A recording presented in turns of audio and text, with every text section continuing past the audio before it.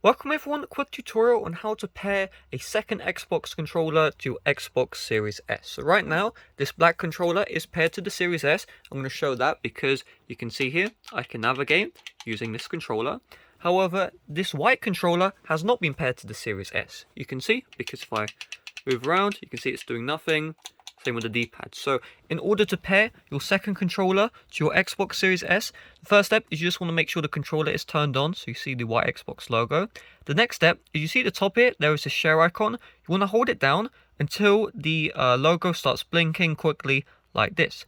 Once it's blinking, on the Xbox Series S, you're going to see next to this USB port, there is this thing right here.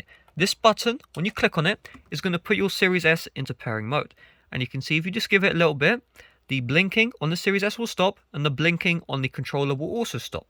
That means that you have successfully paired your second controller to your Xbox Series S. If we take a look at this, you can see now when I move the D-pad and then the analog stick as well, you can see this controller has been successfully paired and there have been no issues there.